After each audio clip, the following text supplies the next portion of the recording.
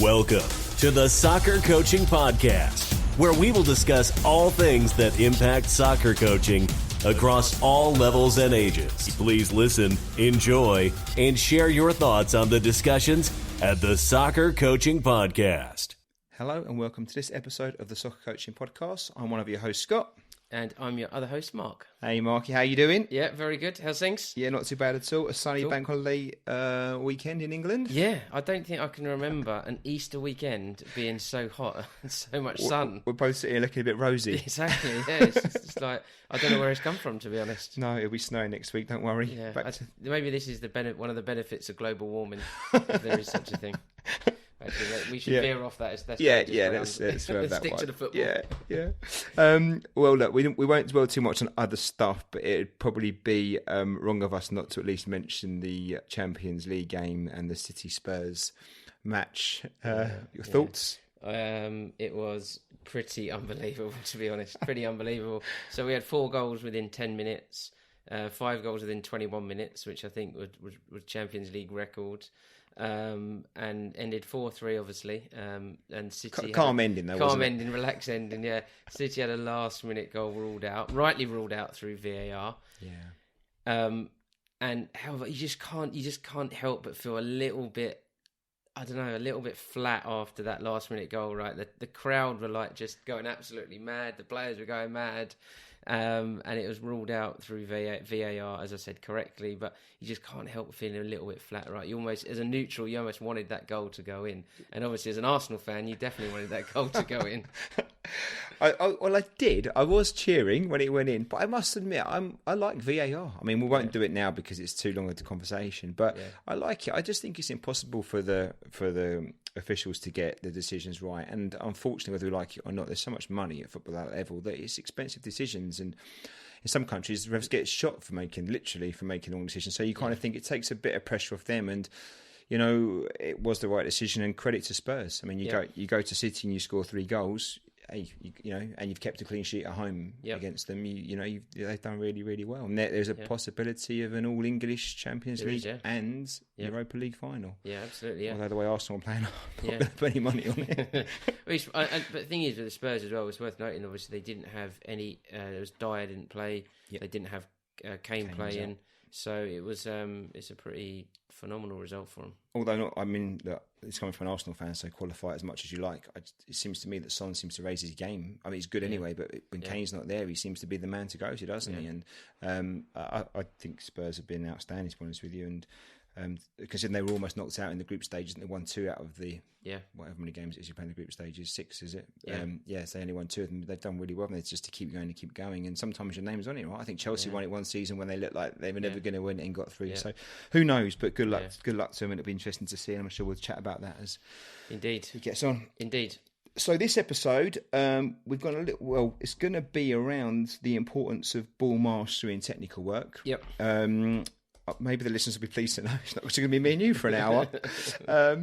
So I did manage to get out and get a guest on. So we had a really great guest actually for this particular topic, who was fantastic and very accommodating. So I went and visited Saul Isaksson-H, who has the My Personal Football Coach soccer podcast and all the web resources and app and things that go with that, which we'll talk about on the episode itself. You couldn't make it, Mark, unfortunately. Yeah. It's a real shame, actually, because I think of all the guests, and we've had some fantastic guests on, and we've been very fortunate given we've only been running this for 3 months. We've had some amazing guests on. I think this is the one that I really wanted to be at. I think we got the way Saul talks. I kind of agree with a lot of the things he has to say. And I've listened to all of his podcasts, so I was desperate to be on this, but I just couldn't get there for one reason or another. And one thing I would just want to say, actually, if listeners haven't heard Saul's podcast, it's definitely worth going back and listening to him. I think there's 35 or over 35 different guests that he's had on. One that I would really rate, he's got a conversation with Chris Ramsey, who was from QPR and Tottenham. He's still at QPR, actually. It's kind of 18 months ago now. it's definitely worth the episode. The episode's worth listening to. It's really, really good. We can maybe find it and tweet it out on our Twitter feed. So there's a few, isn't there? There's loads there going back, so definitely worth digging out and stuff. Well, it was something having you there, and you'll see from the episode. Saul's definitely converted me a little bit more to your line of thinking. Well, not that we're poles apart on but certainly some really good points and some reasons why. So we're going to switch into that in a minute. Just before we do, just some thank yous. Yep. I think the last couple of episodes we've been really busy with other stuff, and we've kind of hadn't had a chance to thank a few of our listeners that have contacted us in different ways. The emails, we've had loads of those, and we've gone back direct through email because it's a little bit easier sometimes to put into words what you need to say in a longer format than you do on Twitter. So we've done those personally, but with regards to Twitter, just a few people would like to say thank you to. We've got a few Lees actually. Lee, who's an under 12s coach out in the East Midlands over here in England. Thank you for your kind comments. Craig, who's out in Atlanta in the US. Thank you as well. Lee, another Lee, who's with Total Football Analysis, I think up in Scotland in Aberdeen. Thanks, Lee. Mark, who's out in Fort Worth in Texas. I think he's an academy director. Thank you for your comments. Another Lee out in Utah in Salt Lake City. Thank you. To the Coaching Connective. They provide ideas and resources. I think they're based out in Liverpool. Thank you for your comments. Last couple, Radio Football. They've actually put our podcasts on what they do, and they're a 24-hour, 7-day-a-week kind of footy show, which you can get on the web or on iOS. They've got an app for that. So they've been great. So thank you to them. Simon Williams for... he sent through some stuff on Twitter actually around collaborative training practices. Well, actually what it was a constraints-based match that from, I think, 2016 from a young academy team were doing. That was great to see some of the stuff that's going on from back then, so we appreciate that. And Mike, who's an FA coach mentor up in Liverpool, thanks again for your comments and feedback. And we had one actual question through Twitter from Jeff, who's out in North Logan in Utah as well. And I think it relates to this episode in some ways, because he asked us about, relating to episode 5, I think he said, which was on collaborative training matches, ball rolling time, and actual learning time. And he was asking really, I think it was about how much we emphasise staying on the ball compared to passing, essentially. Yep. So I think in this particular episode, we kind of cover that a little bit with what Saul says, and we'll pick it up at the end afterwards if that's okay, and chat about a bit more whether or not we prioritise staying on the ball more than we do with passing. Yep. Does that sound all right? Yeah. Should we have a listen? Perfect. Just one request from me, actually, and I mentioned it a couple of weeks ago. I'm still looking for feedback on nine-a-side formations. I've started to play some nine-a-side friendlies with my under-10s team. But if anyone can help me out with the formations they play, how successful they've been, how the players have found them, and any kind of information, that would be great. Would it be good to know as well, like the types of players that play well in certain positions in those formations? Because obviously you've got to make it work for for your selection. Yeah, okay, absolutely. Sounds good. Cool. All right, shall we listen to the episode? Yeah, let's do it. All right, brilliant. So, hi Saul, how are we doing? Very well, thank you. Thanks for having me. Thank you so much for seeing us. It is a glorious sunny day in London, and you've been kind enough to give up your time on the bank holiday to come and see me, which is this podcast episode. I'm really grateful. So, obviously we know you really well. I listen to all your podcast episodes. I love everything that you put out there. We're big fans, as is Mark. And I'm sure most of our listeners, if not all of them, will probably know who you are anyway straight away. But just in case there's a few out there that have been off the radar or missed things or haven't quite got on your radar just yet, would you be happy to give us the background as to kind of what you've done from the beginning, I guess, up to the my personal football coach stuff? Yeah, I started my coaching career out in America. I went there after university. I was captain of the university team, and I didn't really know what to do after, so I ended up getting a job there. Initially it was going to be for 3 to 6 months. Ended up staying there for 2 years. Really loved it, and just was coaching every day. I reflect on this quite a lot because it's a really important part when I say to people, I was coaching for 3 or more hours every single day for like 2 years, and that's so many hours. So came back to England and got a job at Tottenham Hotspur in the foundation at the time, or the community scheme. As I said, I've been coaching so much, and I just was was able to put on sessions, so that went really well. And then I quickly moved up into the academy, working in the foundation phase as a skills taught specialist at the time. That's what they were looking for, and spent about 6 years there, and then moved on to Chelsea, working in the foundation phase there. During that time as well, I started a company called PDA Football 1-on-1, which is a one-on-one specialist company here in England. We do technical training for players of all abilities. I sort of made a reputation quite quickly of supporting players into academy football, so working with players and getting them ready for trials, and then getting them successful in those trials. So that sort of mirrored those two roles sort of mirrored their way all the way up really, and so working in academy football, working individually. So now I work individually with a lot of professional players, Premier League players, academy players, aspiring pro players, but obviously still we PDA football works with a lot of beginners as well. Right. During my time working in academy football as well, homework was always a really big part of what I did and the philosophy. So the idea giving players technical challenges to do away from the sessions to try and encourage that, intrinsic mechanism to go away and work hard on their technical game. And we didn't really have anything in place which was like a solid thing. So the idea really came from that in terms of creating a resource for players, for parents, for clubs, where they could go and get a consistent, world-class technical training program where you could log in and train yourself or help train your child. And that's really where my personal football coach was born. Started about 4 years ago. I left Chelsea about 3 years ago now or something like that, just because I was too busy and I really wanted to concentrate on my personal football coach. And we work with, obviously, it's out there, it's an app, so it's available for players and individual and parents. We also work with clubs, a lot of clubs. We work with LA Galaxy and Wolverhampton Wanderers. It's a resource. We're part of our club partnership, and we work with grassroots clubs in England and America, all around the world as well, and as a way to support club player and coach development in their clubs. And spending most of the time with that really, and trying to develop that and get it out there. So I mean, most of my time now is spent on my personal football coach as a resource. All right, so there's a pretty rich history there. So to get you where you are today, lots going on. Yeah. Where did you start in the States? Where were you? I was in New York, Long Island. Started in Long Island, spent a year there, and then spent a year in Jersey City in New Jersey, which is amazing. So then this is 10 years ago, so it was 2002, 2003. So a while ago. Soccer out there is different. I don't know really. I mean, I was like blown away really in terms of the first thing you notice is the resources and the infrastructure and the organisation and the respect given to it. It's fantastic, and there's so many players there, so many grassroots players, really good players. Maybe what you find is that as they get a little bit older, maybe the quality doesn't match what it is here. But I mean, in terms of the provision there and the experience, there's a real great, strong soccer culture out there. Which I really loved being out there. It's fantastic. I was really lucky. And a great place to cut your teeth, right? To start. Well, that's what I said. I mean, when people ask me, should they go to America? I said it's invaluable because you'll struggle to get that many hours on the grass here in this country. And like I said, coaching for 3-4 hours, 6 hours a day sometimes. And we spoke about earlier about that understanding how to manage groups, manage individuals. And when I came back, it was easy. I just hit the road running, and it was that's why those hours, those 2 years really put me on a good road in my career.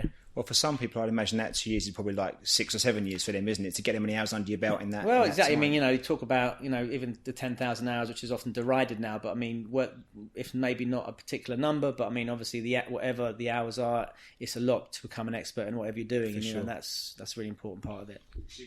If it's okay, we'll talk a bit more about the My Personal Football Coach stuff in a second, just to make it a bit clearer what it is and how it works. I've seen it and it's fantastic, but we'll just, if you don't mind, share a bit more. But before we get to that, I'm interested to know about... you can't not listen to just one of your podcast episodes, if not, or any of them really, to get you're obviously very technically focused about that's a passion for you, isn't it? And I wondered if were you like that from the outset? Was that because of the way you played football, or just because that's what you grew into, or did you kind of find that's the space that really was, maybe it needed to be filled? Well, I mean, I was that sort of player. Right. I couldn't really run properly, and I was, grew up in inner city London, playground player in the cages, whatever. Yeah. That was very much the culture I came from. We didn't really fit in well into a structured environment. I was a bit of a rebel, maybe, whatever. Just wasn't conforming. So when I was quite fortunate when I went to America. And I worked with Tim Bradbury, who's been on the podcast, and he's like he's a visionary, still a mentor, an amazing someone I look up to. He, fortunate enough, had this philosophy which is very much built around supporting technical footballers around 1v1 ball mastery, 1v1 domination. So I just fell into that. I thought, wow, this is me. We're working with players, getting them to take players on, lots of 1v1s, and we'd be doing the coaching coach development sessions against other coaches, and we're just doing loads of dribbling. I'm taking on players, and this is what I used to do anyway. It's like, getting to take players on nutmeg and beat them, whatever. Yeah. And I just, and I was at that time I was a bit of a blank slate when I came there. I hadn't really done any formal coach education, so I just thought that's the way you did it.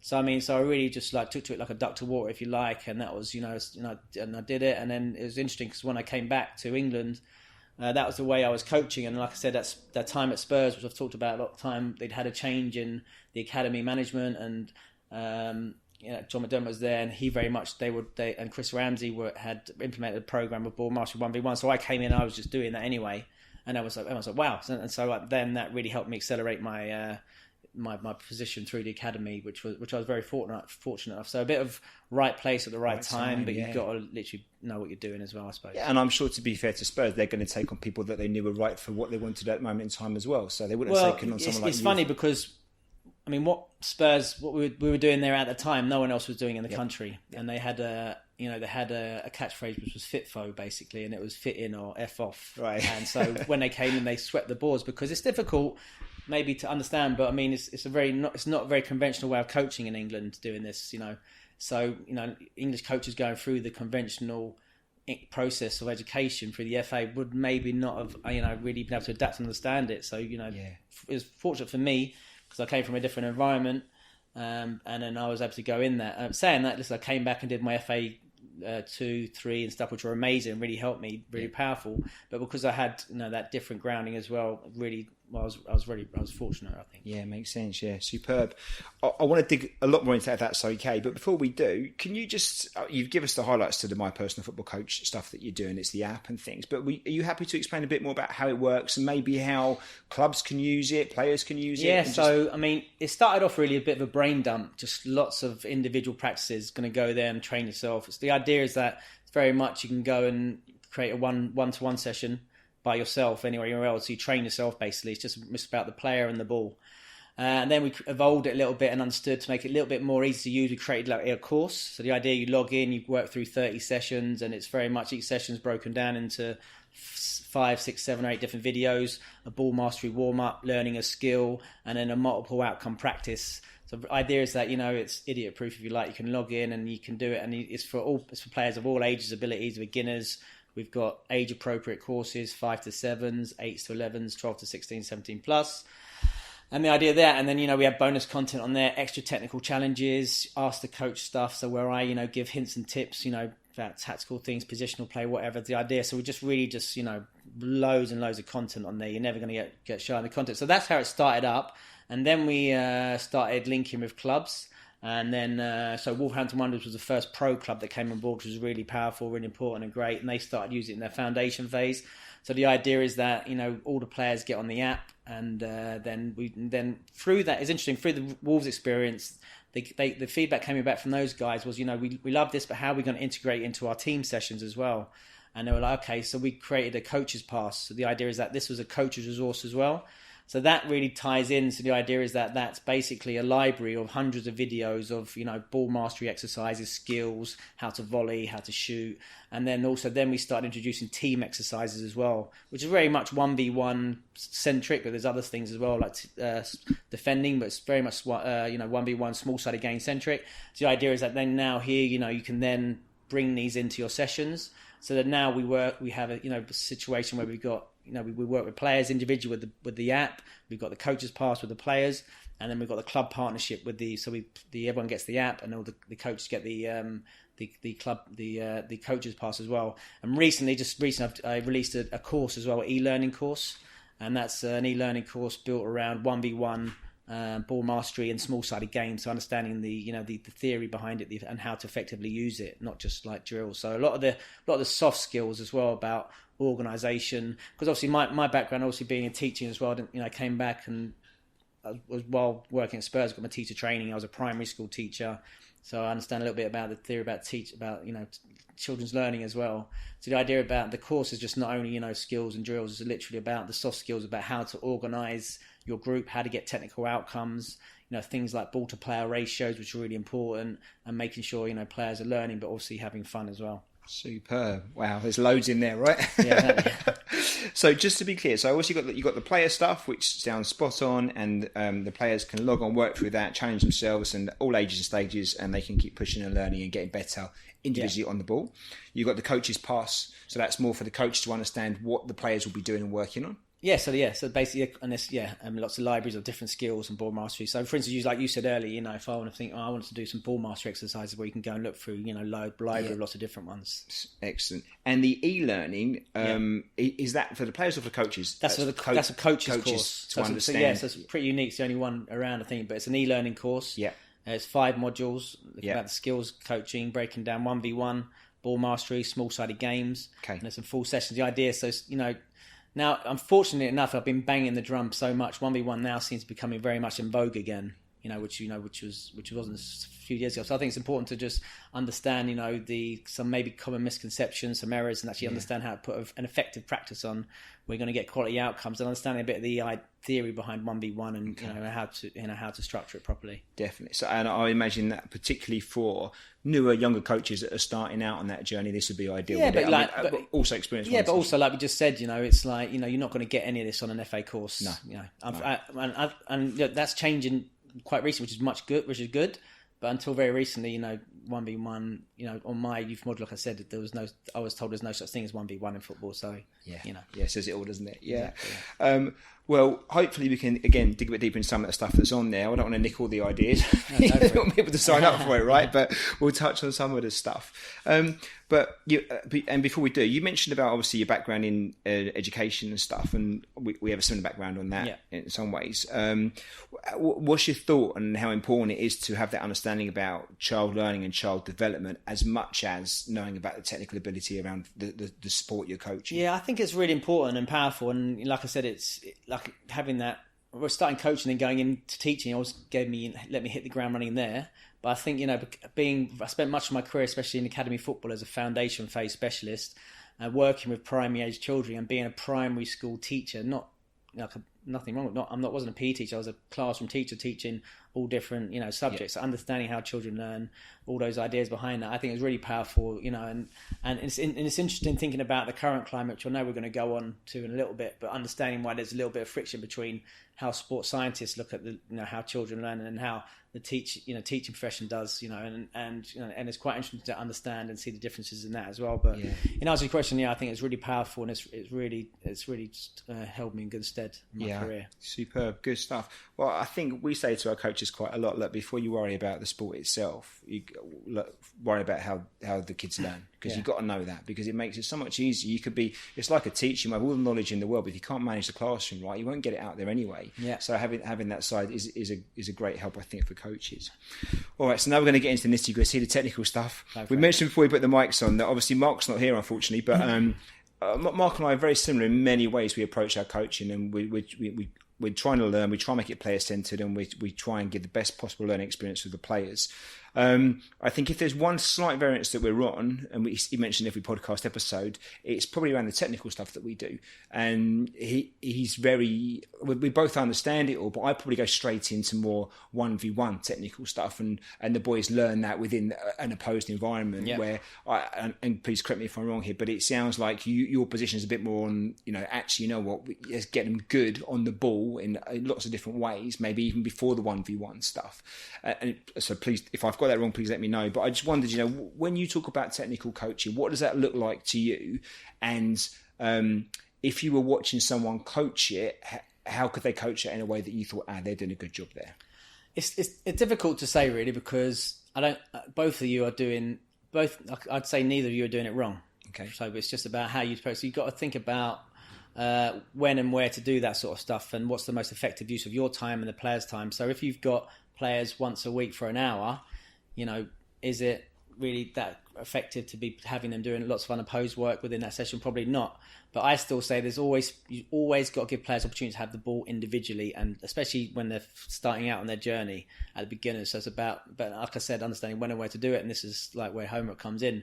But even if it's just a short time, 5 or 10 minutes in the warm-up, giving players time on the ball to learn how to deal with it and learn how and build that relationship. And I think that's one of the other big misconceptions about ball mastery. It's not just about building technique on the ball. It's also about supporting players' movement with the ball, which is really important. So we talk about, improving their balance, their agility, their speed and their explosiveness, especially when you're moving up, but even that basic level. So, we talked about, I know we're going to talk about passing, but you see that it's so powerful. So even, we talk about passing with the weak foot, for instance, or any sort of technique with the weak foot. If I haven't built my stabilizer muscles and built that balance on the ball with that weak side, it's going to be a lot harder. So even those little movements with the ball when I'm doing a little bit of ball mastery with my weak side, that's building all those areas, and that's building into that as well. So it's understanding why we're doing it, but also then saying when we're going to do it. So then that's always the challenge, really. So, for instance, if I was doing a session now, for instance, a session when I was at Chelsea, when I do a session now, I'd find time to do that 5 or 10 minutes ball mastery. Everything else would be opposed, But it's just about, and then, so for instance, it might be, so I'm doing a 1v1 challenge, but my active recovery would be 2 players passing, bang, bang, bang, to work on the passing technique. So it's about being creative and understanding when to use it and using those times in those sessions, and avoiding like cues and players standing around and wasting time. It's all about ball rolling time, but players still need to build that relationship, and they still need to build that technique and that basic technique. You'll never ever see me doing a passing drill where you're going to get players pass to one cone, pass another cone, pass that, because it's boring, and also I don't really actually think it's that really effective. It's much more effective to have 2 players in a pair, just pop, 20 passing, 20 passing there, and then move on to your next thing. So working in a high intensity sort of environment, getting that, so it's more cognitively challenging and still getting those quality outcomes.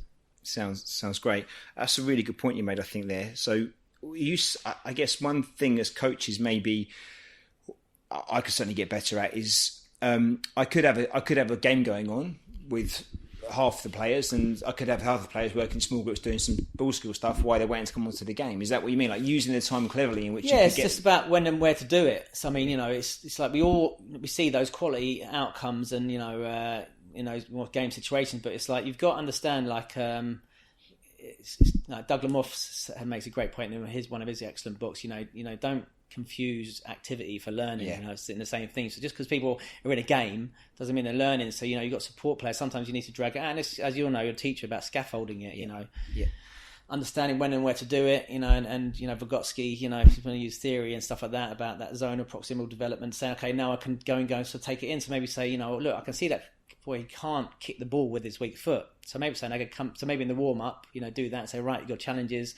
Can you come every night, do 10, 20 passes against the ball, that sort of thing. So you still need to support it, but it's about being creative and doing when and where to do it. And like I say, so you talk about your 1v1s. I mean, that's a great opportunity because you have to look at the work to rest ratios. It's a high intensity work. It's very physically demanding. So you need to give players recovery, but it's about what sort of recovery you give them. And that could be an opportunity to then do, just a simple, between 2 half base, but popping it in. So, for instance, when we used to work at Tottenham with Chris Ramsey, we used to have the thing called 75s, which was 25 on the strong foot, 25 on the weak foot, 25 on both feet in pairs. Bang, bang, bang, bang, bang. High intensity, right, you move on. So, but as part of the warm up, so you need to build that physical capability to be able to strike the ball, whether it's a pass or it's a shot. But then it's to say, you just don't want to, if you've got an hour and a half session, you don't want to spend in half an hour just on people static and striking. That's one of the challenges, right? With the 25 or the 75s, was it 25 of one skill and then the other? So 25 just like 2 partners passing. 25 right foot, 25 left foot, 25 both feet. Then we do this thing called 6-4-2, which would be 6 cross, 4 Zidans, 4 step overs, 2 together, bang, bang, bang. So just getting the muscle memory quality. And people say muscle memory is like this rubbish. Of course it is. I mean, you need that physical capability. And that's the other thing about what we do these turns, and people misunderstand it, and maybe who don't work with young players or come from other sports. We work them, when I'm working with a player, we're doing ball mastery, we're supporting them in discovering these different ways to move. They'll pick their own weapon, they'll pick their own movements, but especially when players move up, the ability to move laterally is really important, the ability to move flexible. And you see English players are really wooden generally, Northern European compared to Latin players and stuff like that. But it's interesting when I go and I watch an academy who do lots of ball mastery, I can see the difference in terms of how the players move, and you can do it. And it's that's a really interesting fact and thing to think about. And that takes consistent work. But it's really powerful thinking about how players. You look at like a Jadon Sancho, someone like that. We can produce players like this. And if you go to academies where ball mastery is very much part of the culture, all the players move like this in the foundation. And it's really interesting to see that. and that's the link between the physical literacy stuff and the technical ball work they're doing. Exactly, yeah, and that's what people don't. Maybe they fail to say. You know, people I've heard said to me people say it's touches for touches' sake. Well, it's not, and you know, and that's the other thing. You know, I saw a thing on Twitter about there was Douglas Costa. You know, did an elastico on someone and they gave the ball away, and it's like, oh yeah, but he should be in a circus. He gives the ball away. He should have passed. Because, yeah, but he's misunderstanding the point. I mean, maybe, you know, if you can empower players to beat players and have this ability, you know, it's not always going to come off. Yeah. But I mean, you know, there's a saying at Ajax, you know, if I was talking about Ajax, I mean, they say, you know, a good 1v1 beats any formation or any tactic. So it's about understanding why you're doing it, when you're doing it, and having a reason to do everything, and not just spending half an hour doing. We don't want to create freestylers. Yeah. And it's about having a, you know, target, saying this is why we're doing this, is what we're doing, and this is why we're doing it.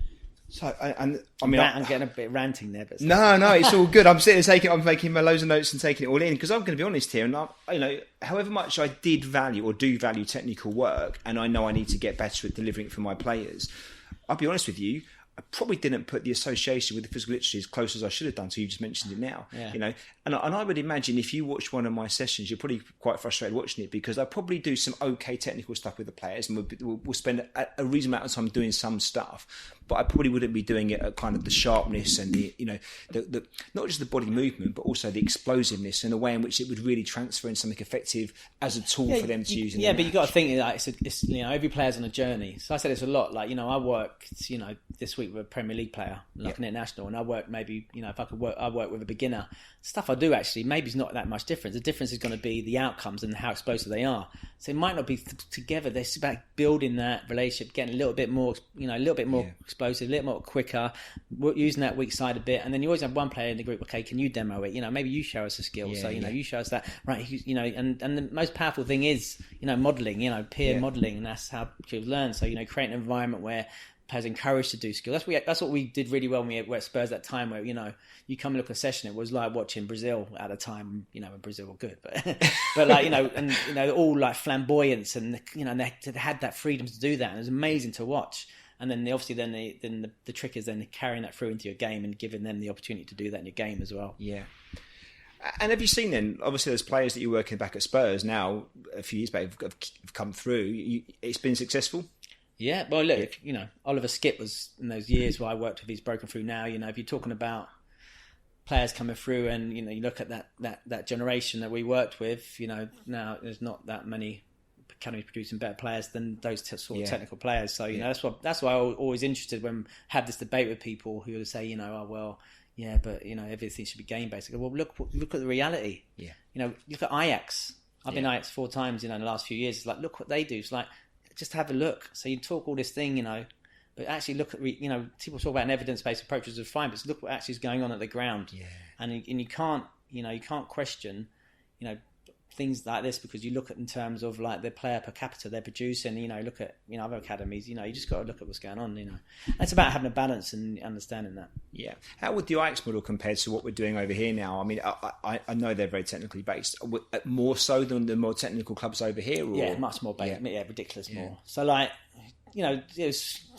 Foundation phase very much based around ball mastery, lots of 1v1, loads of small-sided games, you know, and they still move it quick. And, you know, but as they get a bit older, it's much more rondo based, much more, you know, you watch the older groups, it looks exactly like what you see in England. Yeah. But the younger groups is much more different, much more, you know, individual with the ball, 1v1, 2v2, 3v3, 4v4s.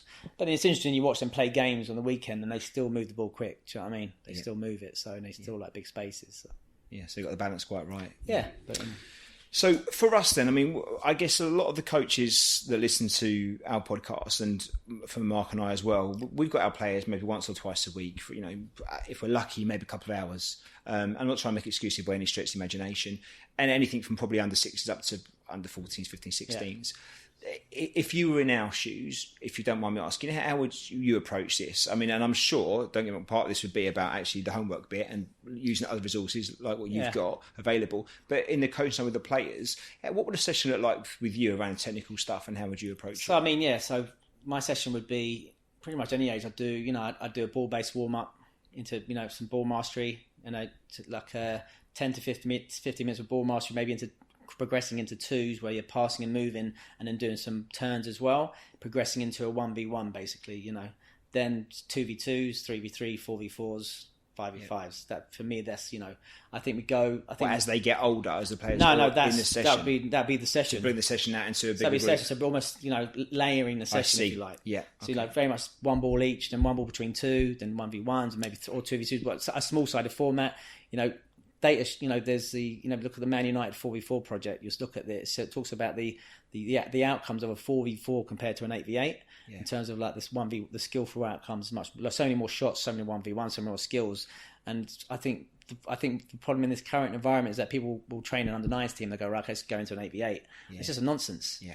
And that's the thing. This is where I think science and practice breaks down.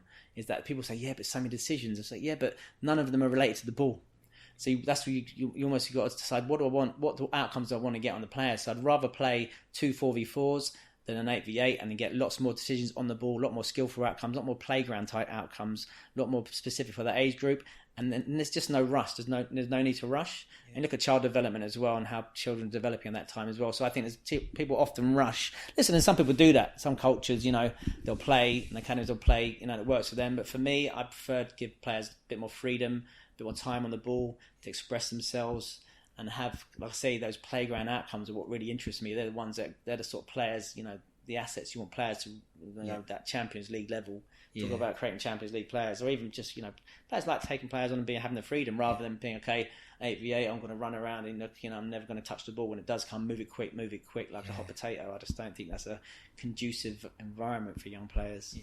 It's funny, Saul, because there's been more conversations recently, and you're closest than I am, I'm sure, where it seems to be after many years of appreciating maybe that small-sided game format and the relevance and the benefits it gives, especially to younger players. There's now talk of it actually trying to go the other way. I've heard about the more value in having 9v9s and 11v11s at younger age groups. I'm not sold on that by any stretch. Well, that's the thing. So when I was on the Advanced Youth Award, which was an amazing course, but Mark Williams, who's a big, he's one of the sports scientists who's really pushing the high contextual interference conditions. He talked to me and he said, well, yeah, under 9 should be playing 11v11 because it's closer to the game. But that's why I think there's a breakdown between science and practice, or maybe science people from those practitioners and practitioners from teaching. Yeah. They'll say, it just doesn't make sense. Yeah. And you'll see that. And you can say, yeah, but it's close to the game that they'll make decisions, but they not have, they're going to have no technique to carry out the decisions. Yeah. And like I said, we'll go back to Doug Lamoff, who talks about in his great book, Practice Perfect. He talks about that ability for players to build that skill to have high level thinking, and doesn't come without that strong skill set. So that was always my philosophy. And the thing for me is that we proved it. For me, I'm not talking out of research or theory. I'm talking about practice. And we've done this. And I still do this, day to day. We've been through them, and we created World Cup winners, that 17s. We know how, what we're doing, and that's the theory. But like I said, other people do it. But for me, it's just I think we've rushed too quickly into that. This is really important. When you get to 11s and 12s, the game opens up into 9v9. You've got to start helping the players a little bit more, thinking about now the game's got bigger. But when it's smaller, for instance, 7v7, I don't like that format. We much prefer a 6v6 or a 5v5. But you've just got to think about what's like we said earlier. Who are you doing it for? Is it for you or is it for the players? So why? Because we move obviously from 5 to 7 aside for, under 9s. Why don't you like 7 aside? I just find 6v6 is a lot more. It's a lot. You get. It's just. I prefer the outcomes of a 6v6. Okay. That smaller sided games. You play a lot tighter pitch. 7v7 opens up. The 7v7 is good, and even I fell into it. It becomes a lot more team based, possession based. Yeah.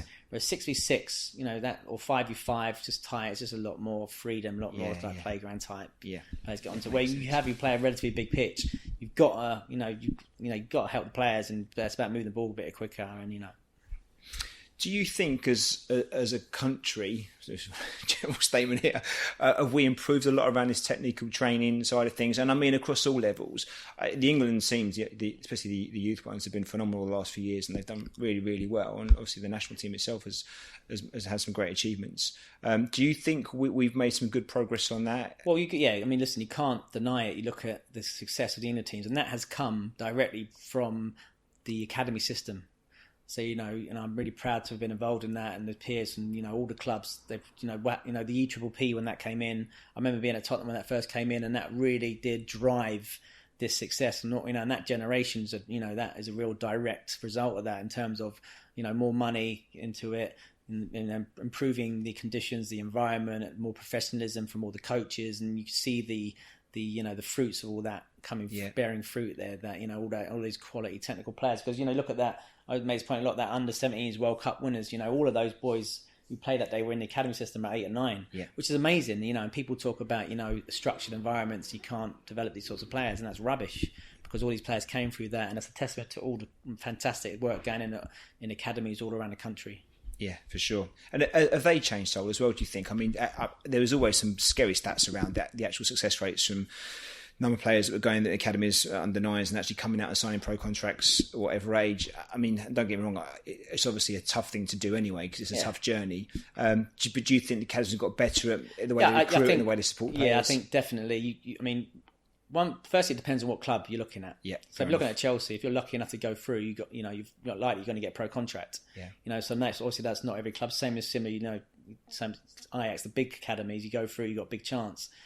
I think, if you look at, I was fortunate to work at 2 amazing academies at Chelsea and Tottenham, and it really was a holistic approach into player development and, improving the individual, not just the player, supporting them all the way through. There's great work going on in clubs in terms of supporting them if they do fall out, what they're going to do with it. And it's not just about, creating technical players, it's about creating, good human beings and that sort of thing. So that for me, the academies are doing really much better in that as well. Yeah, this is difficult. I mean, look, it's not a perfect system. Can be really ruthless. It can do that. But that's like any sporting environment or even like acting school, whatever like that. People want to aspire to do it. It's really competitive. Yeah. So it's about looking after those players in there, giving them the best education you can do, not just football, but life experiences. And trying to, create nice, good human beings who can progress in life as well. Yeah, makes total sense.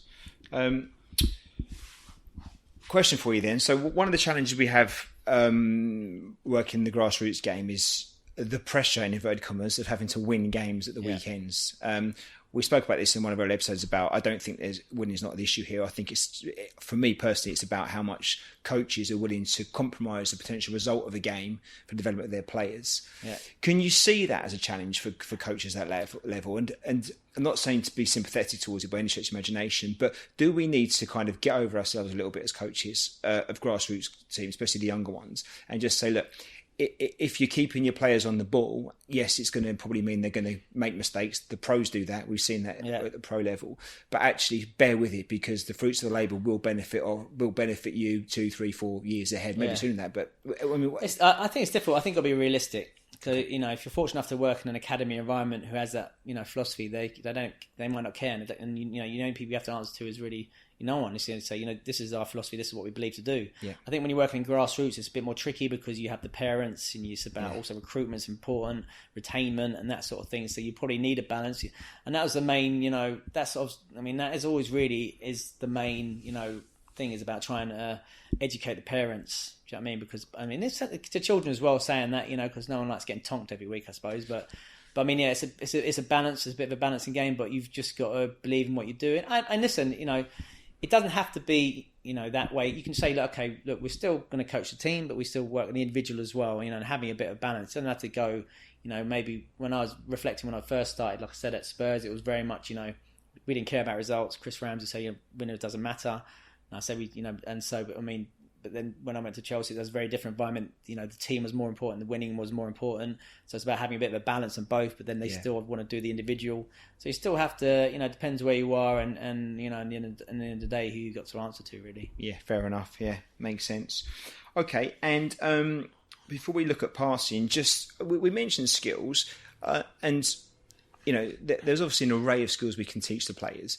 Would you suggest there were some that are more effective than others? And I totally get that every individual is a bit different, but would you say, look, actually, Scott, you've got to teach your kids X, Y, and Z because these are the ones that either because their physical literacy development or their ball manipulation techniques. Is there things you say these are the have-tos? Yeah, I think for me, there's like there's certain skill. If you look at the modern game, there's skills that use more than other skills. So you use almost like I say these are the core movements or core skills which other skills come from basically. So, we're talking about cuts, inside cuts, outside cuts, Cruyff's, Maradona's, Ronaldo's, Garrincha's. These are the core skills that you look. These are the most used skills in football, those sort of things. So teach, and what you'll find, these are like the basic movements, lateral movements, 180-degree turns, side to side, diagonals. So you almost teach those, and then what we say is then players can go and develop them.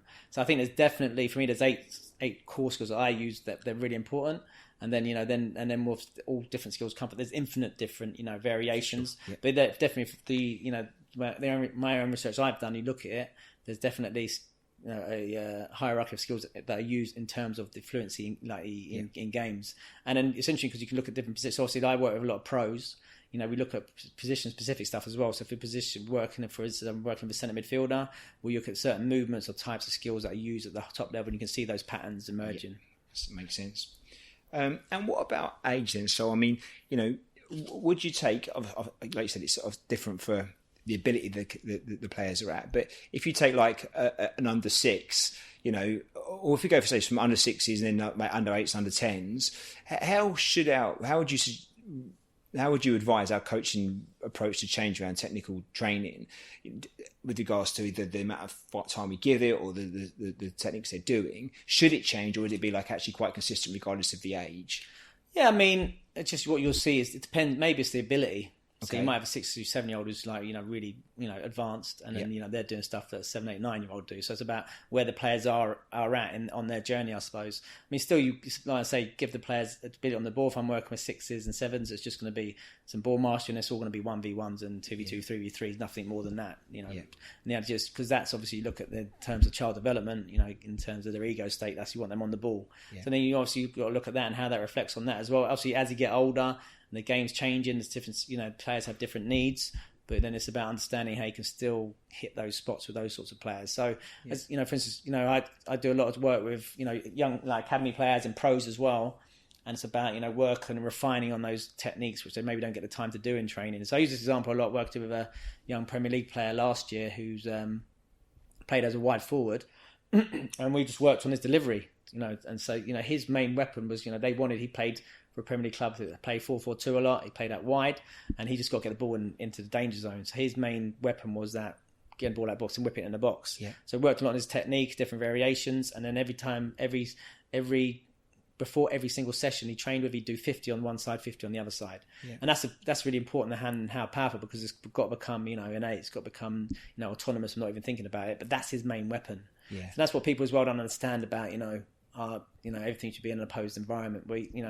Pros don't work that way. Young players don't work that way. I've got to understand, okay, I need to do that. Honestly, and people talk well about perception, coupling, action. I mean, there is still that going on. I've still got to understand how the ball relates to my body, how it flows in the air, how I'm going to receive it, that sort of thing. So that's still going on. And it's a bit like what we said earlier about, decisions about, whether we're playing 11v11 or a 4v4. Sometimes I think it's quality over quantity. And understanding, I'm going to forgive that in terms of getting more of that, because that's more important for me at the moment. That's my outcomes. And I think that's where it breaks down a little bit. That's why I think scientists sometimes get blocked through the data. They can't, because they don't have the practice on the field, maybe on the grass. Yeah. And I guess at that level you're working at with that particular individual, that's player refinement there, isn't it? They're at that level of their stage in their football journeys. It's about fine tuning now, isn't it? And so you need to get at that level of detail. But for the younger ones, it's very much, let's show them as much as we can. Yeah, I mean, listen, so if I'm working with, an 8 or a 9, definitely it's much more generalised session, movement session. We're working on all the different key areas, but, all different types of 1v1, all different technical, those aspects.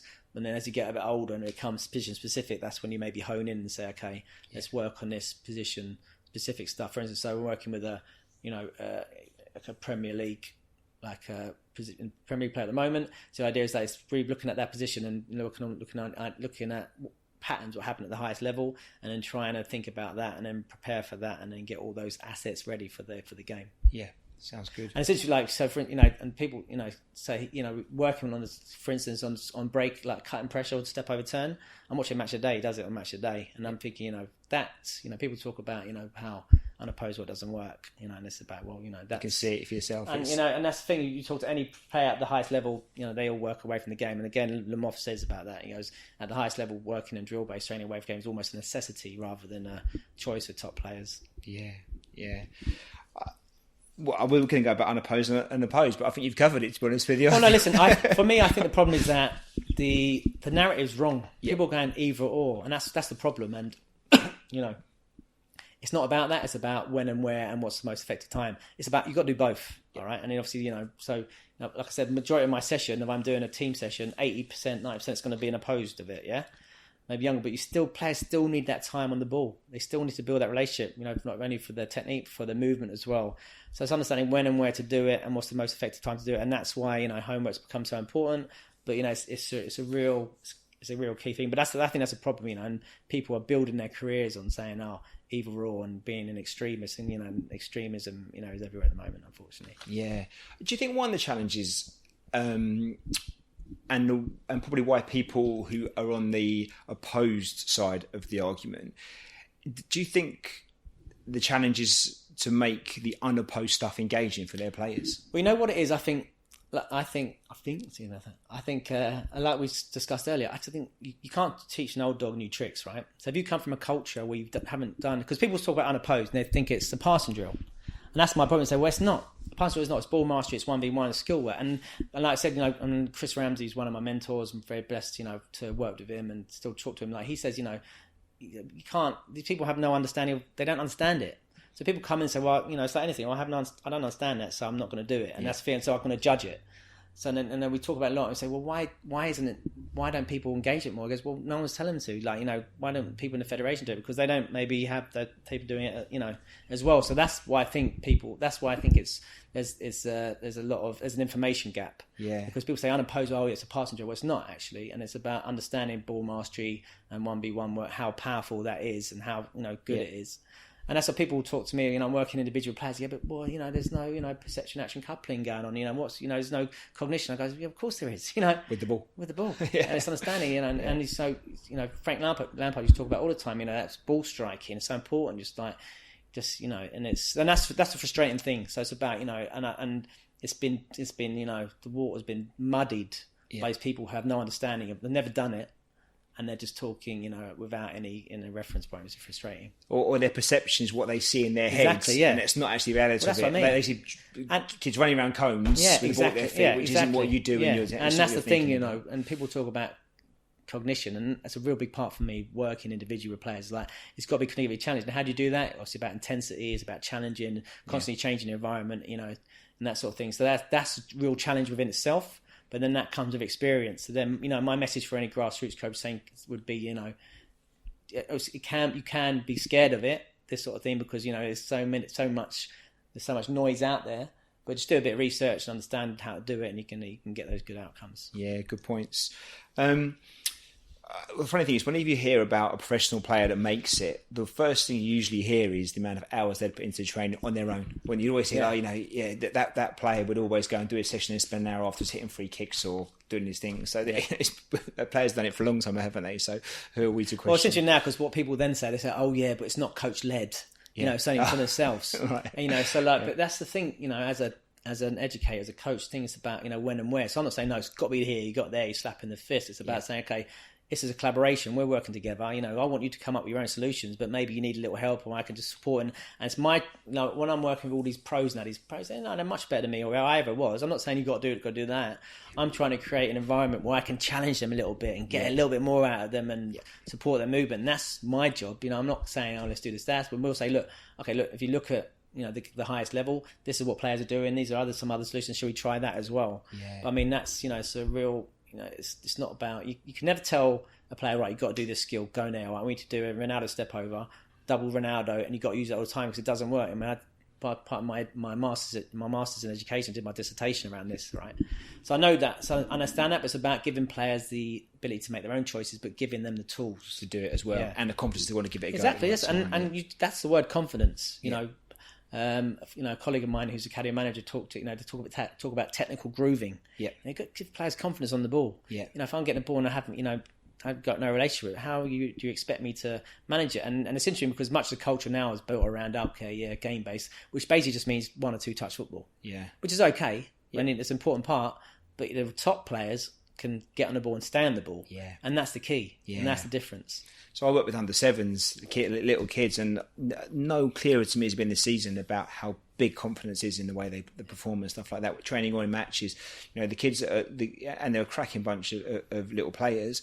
but when they really excel, it's just because they've got that confidence inside. And when they're having a flat day, for whatever reason it may be, something from home or school or something, and it's not quite the same, it's a massive impact on how they deliver their ability on the ball, and the confidence is the biggest thing, I think. Well, that's your under sevens, that's your Premier League player as well. Yeah, same way. Yeah, I mean, that's there's no that goes all the way through. It's human nature, right? Key thing, yeah. It's like but yeah.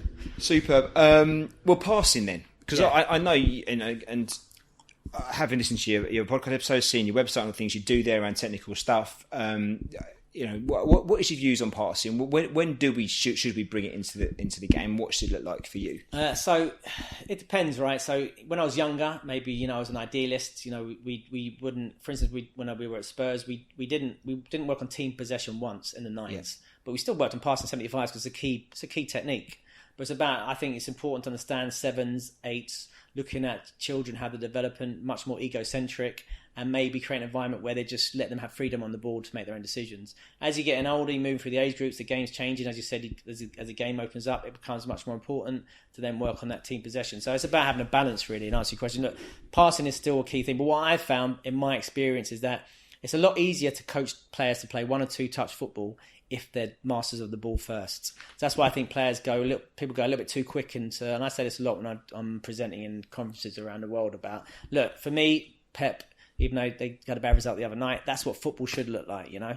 So that's what football looks like. But that we have to ask the question, is that what children's football should really look like? So, rondos and stuff like that, which are a real powerful tool, and I've used and I still do use, is that the most effective way to coach the youngest players? Now, I'm not saying don't use rondos, but I'm just saying don't create an environment where the football's a hot potato and it's 1 or 2 touch for everything, which creates a pretty game, but is that really in developing players? And they're going to have those same decisions. So it's about having a balance. So give them opportunities in your 1v1s, your 2v2, 3v3, challenge them to try and stand ball. And it's interesting because I did, when I work with players and I go and do, coach ed and stuff like this, is that I go into an environment, I can tell players that straight away. So I'll set up a 1v1 or 2v2 and the player's already looking to make the pass. And that's the issue. The problem is that you need players to be able to solve the problem themselves. So creating practices where actually, no, you can't pass. And that's why, my thing at the moment is about, this thing about rondos and overloads, everything around rondos and overloads, which is fine, but you've already given them the solution. Yeah. I want them players to be playing 1v1, 2v2, 3v3, but they have to create their own overloads. Yeah. They'll be able to get on the ball and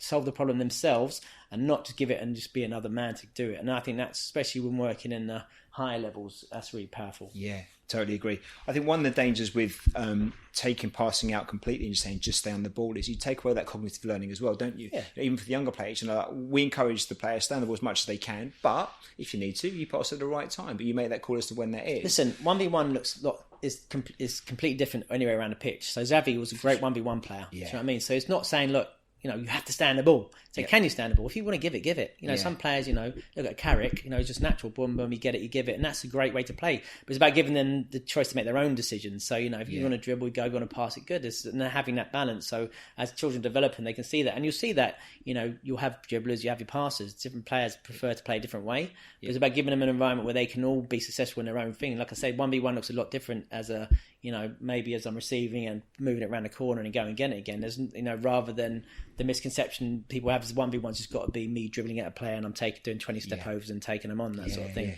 It's very different and it looks different all around the pitch. And I say this a lot now, if you look at the top end, like the Lit the other night in Ajax, every player, even the keeper, has to have 1v1 capabilities, has to be comfortable on the ball. That's why it's so important that you don't just say it. And that's why it's important to understand a bit about 1v1 and understand the theory behind it. It's not just you pass to a player and he dribbles 12 yards and takes someone on and then tries to shoot. It looks different and it's different all around the pitch. Well, my next question was going to be about goalkeepers, actually. Just wondering what your view was on goalkeepers, how that's changed recently. And so I think I'm actually bringing out a goalkeeper course for the app, actually. Didn't know that. I'm about to film it in next month. In LA when I'm out there. So what is that going to look like then? And so basically, I'm working with a friend of mine who's got a great company called Big Cat Goalkeeping. He's out in LA. So I've got a club. We work with LA Galaxy and also LA a partner club out there. So I'm going to do some other stuff while I'm out there. But while I'm there, I'm going to create a goalkeeper course. The idea is that it's going to be a combination. Player course, so I'm going to do some ball work stuff specific for keepers about opening up some ball mastery, and then it'll be some individual keeper skills as well. So I found that a lot. If you look at, as we say, the modern game, the keepers have to be really good on the ball. What you find, if you're going to stereotype a session, the goalies are over there doing something and all the other players are doing that. And I'm saying, no, this is really important for them. The ball mastery is like pivotal for these guys. They've got to be able to, get use their feet. They're sweeper keepers these days. So I think it's really, they call it, conventionally keepers have been over there. We actually want them in your technical sessions. You want that real powerful ball. So we're going to create something which works on the hand skills, keeper skills, but also the foot skills as well. So it gives a bit more of a rounded approach to goalkeeper training. But yeah, in answer to your question, it's really important. Look at, especially in academy football now, the players now, that are going up, you need to be able to play with your feet. It's a real important part of the game. Can you see keepers being even more involved as football goes on? Because I get now they're being passed back to, which is great, but could they become proper sweepers as the game moves on? If you look at how Pep's using them, they are sweeper keepers. So in an effort to create those overloads, he's bring that ball out. I mean, they're and with the centre backs getting wide, you've got exactly, and they put it back and playing around the box where you look at 10 years ago, people say never play across your box. It's crazy, and it's good now. It's changed and the attitude's changed towards that. But definitely it's. For me, any keeper, I say, look, if you want to play at a high level, you've got no chance unless you're good with your feet as well. And that's why you look at a lot of the top keepers have actually been players as well in the past and then made that transition. Yeah. And predicting the future now then, so what's the future football going to look like? Is it going to be more and more, obviously Ajax have flown the last couple of years with a young team, very technical based. Do you see that being the way things are heading now, even more so than it has done? Yeah, you look at the modern game, the highest level, like I said, all players on the pitch need to be comfortable on the ball, need 1v1 capabilities. So maybe you look at Chris Smalling didn't make the World Cup squad because he wasn't good enough on the ball, and Southgate was pretty open about that. So that's my message to what all players are and at all levels. Say, look, if you have ambitions of being a good player, you must have this is a really important part of it. Whether you're a centre back or you're a right back or a midfielder or a striker, you need to have quality on the ball. Gone are the days where I can be that big lump who just lump up to. Because what you find is the players just overtake you now, and that's the other thing about English football. And I was having this conversation with a couple of players came from Norway this week to work with me, a couple of young players, and they said, same, it's very much based on physicality, because at that young age you get results with players who are big and physical, but what happens then in the end, these technical players will overtake them in the end. So it's about having a bit of foresight about that as well. So there's no danger of going full cycle then and going back to the long ball and stuff? You never know, because football works in cycles and everything else. You never know, but you hope not. Then so for me, that was my I've gone on record saying that when Sam Allardyce got the England job, I was like, I've got nothing but respect for him because he's had a great career. But for me, it was like it was completely binary opposite to all the DNA project that England had put in, and I was like, that's such a missed opportunity, because we can have higher expectations of our players, and that's not a bad way to play. I'm saying it's not the way the modern game is played by all the other top clubs, teams, and then you see the difference Southgate's made and the reputation to England and the players that they're playing. Because if you trust them and give those opportunities, we can actually play, quality football. Quality football, yeah.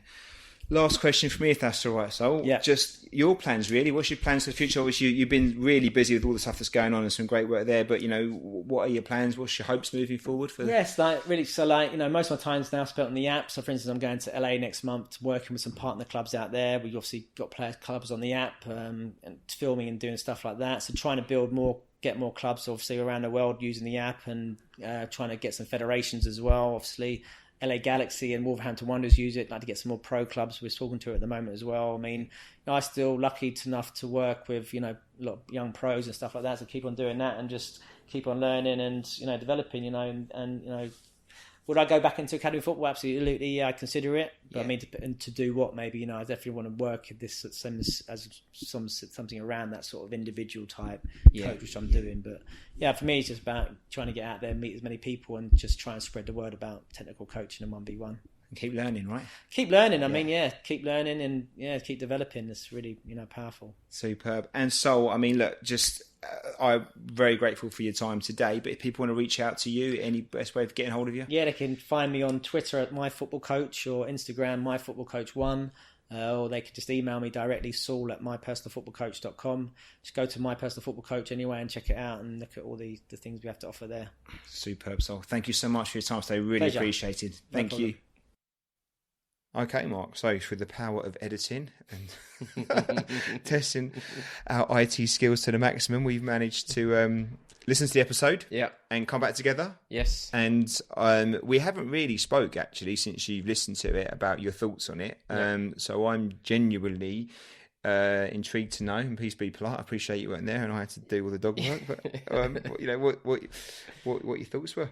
So, my first thought is that it was excellent discussion. I must say, it was as good as I thought it was going to be. I thought Saul was really, really good. Very, very articulate when he kind of spoke. Very clear around his points, which I'll go into. So I thought it was a fantastic discussion. Secondly, there's no doubt about it. The podcast is better when I'm on it. So that's my second piece of feedback. Is it wrong that I hope this episode is the least listened to one? I mean, so the most listened to one. Exactly. Yeah.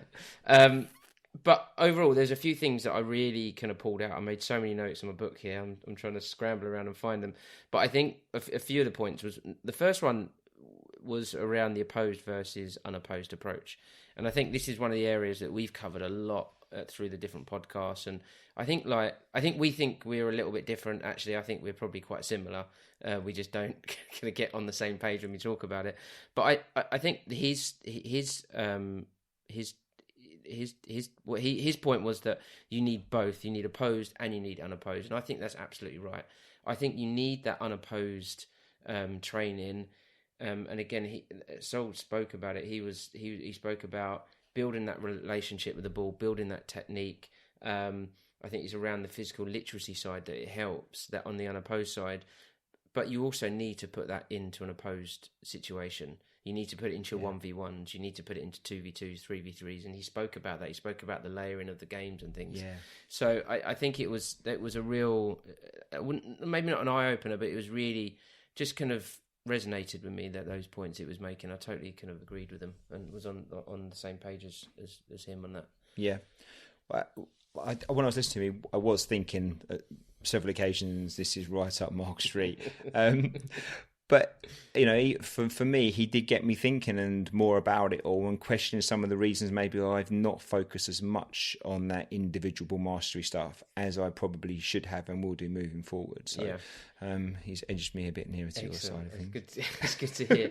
But he did make the point around the timing of the sessions, and some of the other guests we've had on is around prioritising your time, what your outcomes are and things like that. And I think that's a good point, right? If you've only got a team for an hour a week, maybe you don't want to spend 20 minutes doing ball mastery because that's a huge chunk of your time.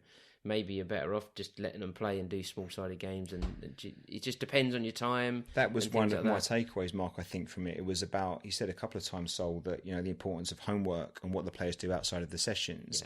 Yeah. Now, obviously Saul's works at decent level around academies where they're probably training 3-4 times a week with these players, and that's still a priority for them because they're not training all day every day, obviously, so there's lots of time outside of the sessions where they can be doing other things. For us that have the players maybe once or twice a week, probably for less times in those sessions as well, it's even more important arguably that they're doing other stuff outside the session that complements their football diet, if you like. Now that hasn't got to be necessarily with the football. They could be out playing tennis, and they could be out doing gymnastics, dancing, whatever. It could be loads of different things. Dare I say, even playing FIFA on the PS4 or the Xbox. So it does. It's all learning, right? So I think for me that was one of the takeaways relating to your point there. That it's it is about using the time in the most effective and efficient way for your players and what they need. But some of that stuff can be done outside of training. Yep. And obviously he's got the app that does a lot of that stuff as well. And he wasn't pushing that. I know he wasn't, but the reason he's put it in place is because he sees the need for that, which is fair enough. Absolutely, yeah, totally agree. I also liked his point around, and I mentioned it a minute ago, around the layering of the games. So he spoke about ball mastery, going into 1v1, into 2v2, 3v3, 4v4. And he was really focused on small-sided games. And I think even to the point he was making that the teams, if they're playing 9v9 or something in training, he was of the belief it should be small-sided games, which again I absolutely kind of agree with. I just think we play these small-sided games, and I think we're going to do a podcast on this at some point in the future. I just think you're playing these small-sided games. The players get so many more touches of the ball. B, they've got so many more decisions to be made on the pitch, decision-making opportunities on the pitch. C, they're just high intensity games. They're just on the go all the time. I just think you just get real, and you can you can condition those to get your quality outcomes that you want as well. So that it really is, I just think it's absolutely the way to go in terms of training these kind of small-sided games. I know you're a big believer of that, and you kind of done a lot of convincing to me over the kind of last couple of years. But it absolutely is. It's the way to go. I was actually surprised at how much that came up in the conversations. I wasn't expecting to be so much around that. And I think, I don't want to speak for Saul, he's not here to defend himself or argue against my point, but I think that may be something that he's shifting a little bit in the sense of obviously he's a very technical coach and he values that ball mastery and that technical work, which is understandable. Yeah. But I think he would probably say that actually, you know what, yes, it's important, but also it's important as well to make that relevant to a game, actually bring the games in there. He made a good point about 7-a-side, which we moved to in England under 9s, don't we? So from 5 to 7-a-side, and I think it was fair because I quite like 7-a-side, but I like it for the same reasons he doesn't like it. I think he doesn't like the space you get and the fact that actually you can move the ball a lot easier, and it probably is a bit of a false economy to some extent. Which is true, isn't it? Because you know, if you've got a good passing team at 7-a-side, you probably do okay. You know, the players still need to have good ball control, obviously good first touch, be able to move their body right and have all the other stuff going on there. But if you're on a 7-a-side format, the pitch is that much bigger that actually it probably lends itself better to passing than taking those 1v1 opportunities. Where actually if you played, arguably in England, we could play 5-a-side at under 7s, and you could then play 6-a-side at under 8s on the same size pitches, because you know that's a tough test then, right? And that would really get you touched up and be hard work. And there's a case for that. And I was thinking maybe it might be something I look at doing with the our team, the younger ones, as practice matches or something. Just see how, you know, I know it'd be scrappy and hard on a six, you know. 6 players on each team on a 5-a-side pitch. Under 8s are all a bit bigger than they were, you know, and the goals haven't got any bigger and stuff. But that's a good test, right? Yeah. Well, I remember when one of the futsal sessions you made the pitch. I think it must have been maybe 8 meters long. It was tiny, less than half a side of what we had in the gym at the time, wasn't it? And it wasn't a big gym, so it was a tiny pitch, and you were playing 3-on-3. Yep. And at first, it was very chaotic. But actually, I think you had a rule as well, a condition there that had to make 3 passes before they scored at one point. And they could do it. The boys could do it. And this was under 7s, early under 7s as well. Took about 10 minutes for the game to settle down, but you just watch it. It looked chaotic at first, and you know, and even the players weren't really. It was just too much for some of them. And suddenly, one team clicked in and they got it. The other team clicked in and got it, and it just So you know, it's different challenges. But if you can do it in tight, confined spaces, it's easy to do it in the bigger space, right? Yeah. So look, I thought it was brilliant overall. Fantastic discussion. So obviously you were there. What were your kind of things that you really took away from it? Well, besides the actual ability to host the podcast, which he did a good job on, and he's got a few more yards under his belt than I have, so he speaks slower and clearer and knows what he's doing. So no, it was just it was exactly kind of when you listen to him so much on his episodes, you kind of know what to expect. So there was no surprises around that. And I didn't want to be controversial, you know, but I kind of wanted to be convinced as well, and he did it. I mean, there's no question about that for me. Not that I was unconvinced, but the 3 reasons really. One would have been the homework point. I think that was a good point. But the other 2 things that kind of really sold it to me that naively I hadn't really probably prioritised enough was actually how you can make the technical element of what you do also embed it with the physical literacy. So it hasn't got to be, I think Saul used the phrase touch for touch's sake, you know, and there is a lot, so that does happen, right? If you use it cleverly, the technical work, it can also be physically challenging, whether you're working on stamina, speed, acceleration, agility, balance, coordination, whatever it might be. You can make a session that involves the ball work and also building the physical side to it as well. And you know, so for me, I think where I might do a session and I might do a physical literary activity and then do some technical work and then go into the practice. Well, why not put those things together? You know, which I know it sounds a bit silly that I hadn't done it, but I hadn't done it before. I think because I had to focus so much on the technical stuff, and it probably requires me to have that a pace in which I can see the stuff that's going on, so I can hopefully help the players and give the points I need. That I don't embed the physical literacy stuff enough.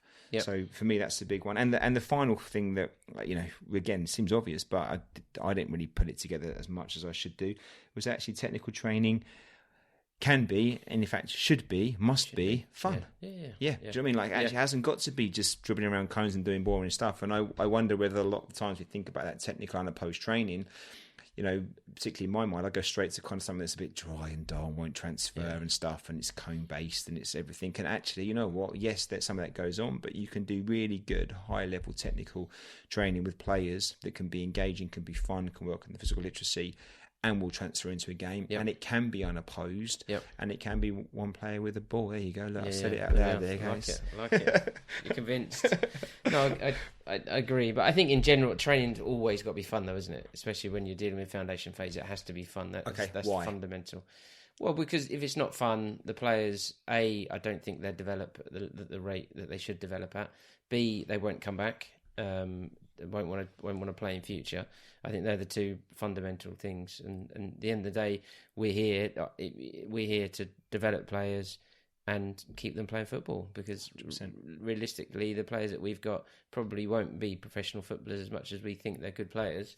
There's a whole host of... Statistically, it's against them, right? Yeah, exactly, yeah. I'll also say for the fun thing, I think what we can often forget is that, like human nature, I can guarantee that you'll be the same as me, that when I'm enjoying what I do, I work a lot harder at it. Yeah. Do you mean the application's there? So you know what? Like, I don't believe the fact you'll get the best out of your players if they're not enjoying it. Yeah, even if they're trying to do the right things because they're good kids and they want to work better, and if they're not really enjoying it, they won't be at their best. And so I think if there's a reason, I hear coaches sometimes saying, "Oh, I'm not bothered, it's not fun." I think, well, I get that, but I think you're wrong, because I guarantee you, whatever player you've got, they won't be trying their best if they're not enjoying it. Yeah. They might be trying, they might be doing something and not messing around and giving it a go, but you won't be getting the best out of them unless you can make it fun as well. And that means sometimes helping them to enjoy the challenge. Enjoy the fact that it's going to be tough today and it's going to be a hard session. You're not going to do something you naturally maybe is your strength, and that's where the whole kind of resilience and that thing comes into place as well, doesn't it? But totally agree. But a good episode. Okay. So, Jeff's question, just quickly. So obviously, so what Jeff asked was really around the fact, look, do we? What's our thoughts, I guess, generally speaking, on staying on the ball or passing the ball? Yeah. And I kind of be good to clear it up. So go on, you go first, Mark. What's your thoughts? And I guess we're talking. We'll qualify it when you're talking about what age you might be talking about. Yeah. So I think in general, I think I'll talk about the foundation phase in general. Obviously, that's quite a big scope. You got from under 5 to under 11s in England. I think that firstly, staying on the ball, I think, is critical. The players need to have that technical understanding. They need to have that development where they can control the ball, they can manipulate the ball, they can move it. So they need to be able to do those things first and foremost, because if they can't do those things, then when you try to layer on activities in future, it's going to be very difficult to do that. So they need to have that good grounding. That I think it's technical grooving. I've heard a few times being used. They need to have that ability. So I think staying on the ball is critical. I think that a lot of people don't perhaps use passing or don't encourage passing, especially probably under 5 to under 7s, which I can understand to a certain extent. I can understand. However, passing is part and parcel of the game, right? So you when you go to 11-a-side or you're at 9-a-side, you pass the ball. You have to pass the ball. You can't run the ball from one end to the other. A, because it's such a big pitch. B, there's so many more players on the pitch. It's just a different game. So then I think you need to introduce passing in the younger years for sure. But I think it's how you do it and doing it in the right areas. That's the way I think. But I think you should still encourage players to stay on the ball and do what they need to do on the ball. Yeah, that's my kind of view. Yeah, what do you think? I agree. I honestly agree, and I get Jeff's point. And certainly the priority, if you had to pick one, you're going to pick stay on the ball. Yeah, right? 100%. You're going to stay on the ball, especially when they're 5, 6, 7, 8, 9. So just stay on the ball as much as you can. My worry, as I've said it before, is if you only say to the player stay on the ball, and that does happen. It's like there are academies in this country, Premier League academies with kids there, and they'd almost encourage you to tackle your own teammates, just to get the ball, because that's what they want to do. And I understand it because they want you touching the ball. Yeah, and these are arguably the best academies in England, who have kind of scouted arguably the best at this moment in time, the strongest players that they see at this moment in time. So, what I understand that my challenge with that is the fact, if as a player I've only got to think about staying the ball and beating legs, I'm not practicing that game awareness, that scanning, that looking up, that kind of anticipation necessarily.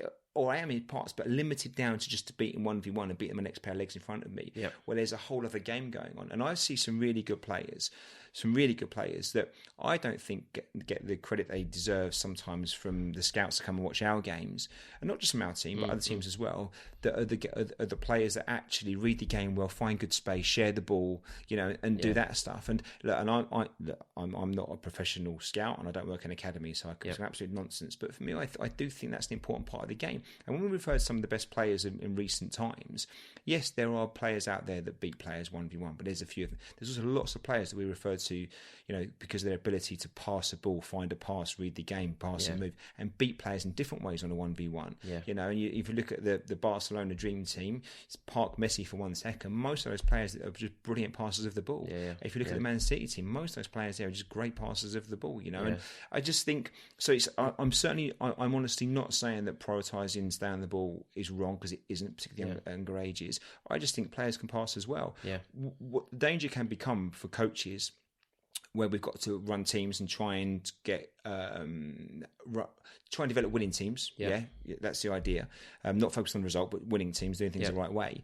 That if you passing can be quite an easy solution, and what you do then is you almost give players an opportunity to get out of their 1v1 ability by passing the ball, and that's when it's wrong. So you've got to manage it carefully, haven't you? So you want to know that actually little Jimmy can stay on the ball and can probably beat a player or two and protect that, but also at the right time when little Billy's in a bit more space, or got an opportunity, he can play that ball through to that player to go through. And that's what I'm saying. And wow, if you can do that at under 7s, under 8s, then these are good players, right? So they can do both. Why can't they do both? Is the question. Yeah, I totally agree. And when you just to clarify, when you say a good passer, a player's a good passer, it's not just necessarily a good passer, right? It's the fact that they make a pass, they got the vision to see it, they find the space, the pockets of space. So you look at your Iniestas, your Xavis, even your De Bruyne's now. It's that the way they pass and move the ball, and the space they find all the time. David Silva's a great one actually, who's great on the ball, but he's a great. He knocks the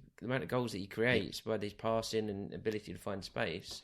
And the movement off the ball as well, isn't it? And Exactly. also when you give it to get it back. So, it's all that. And I mean, we're talking about professional football players, but I've seen it at younger age groups. I've seen it at 7s, 8s, 9s and 10s. I've seen it. Now, and these aren't players that only pass. These are also good players on the ball that can beat legs as well, And so I guess aspirationally for me as a grassroots football coach, with a decent level of players at our disposal to work with, I'd like them to do both. So it's a question for you just then. So you've got one of your under 7s players. He has a one-on-one opportunity going through on goal.